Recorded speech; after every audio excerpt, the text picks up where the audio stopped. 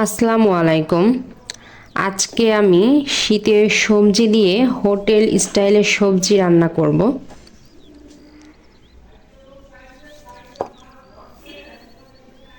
এজন্য আমি প্রথমে ডাউল নিয়ে আমি যে বড় বড় ডাউলগুলো নিয়েছি, বড় ডাউল নিয়ে আমি প্রেসারে একটি শীষ দিয়ে নিব যাতে একটু সিদ্ধ হয়ে যায়।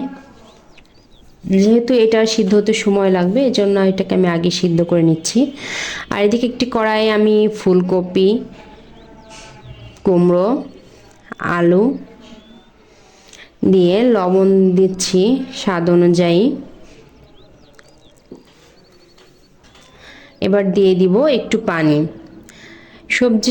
সবজিটাকে একটু নাড়াচাড়া করে আমি এটিকে সিদ্ধ হতে বসিয়ে দিব।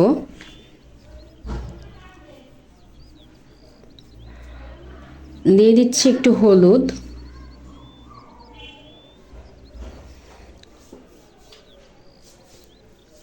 আর দিয়ে দিলাম 3 থেকে 4টি ফালি করে রাখা কাঁচামরিচ।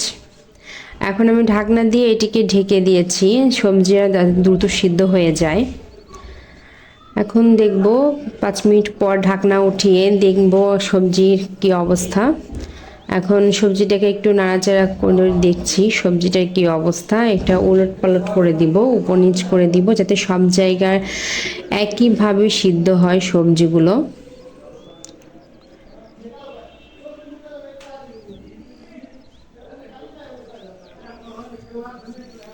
সবজিটা প্রায় 40% হয়ে এসেছে।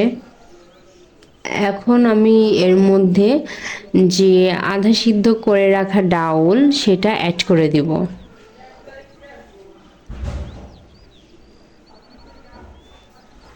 এটাকে অ্যাড করে দিয়ে আবার এই সবজির সঙ্গে ভালোভাবে মিক্সড করতে হবে।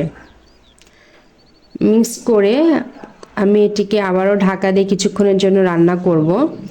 এখন ঢাকনা উঠিয়ে দেখব আমার সবজিটা কি সিদ্ধ হয়েছে কিনা। হ্যাঁ, অলমোস্ট হয়ে এসেছে। প্রায় 70% সবজি সিদ্ধ হয়ে গিয়েছে। এখন আমি একটা কড়াইয়ে সামান্য তেল দিয়ে তার মধ্যে জিরা এবং কালো জিরা দিয়ে ফোড়ন দিচ্ছি। দিয়ে দিচ্ছি রসুন, কুচি করে রাখা রসুন এবং পেঁয়াজ।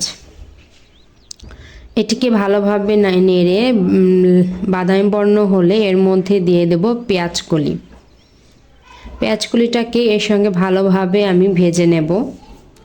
কিছুক্ষণ নাড়াচাড়া করলে পেঁয়াজকলিটা ভাজা হয়ে যাবে। এটা ভাজতে খুব একটা সময় লাগে না।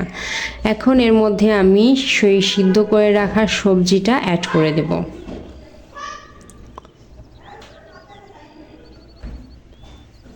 এখন সমস্ত উপকরণ একসঙ্গে মিক্সড করব।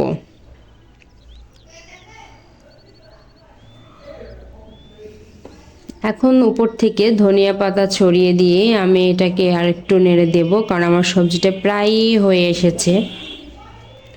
আর অল্প কিছুক্ষণ রান্না করব।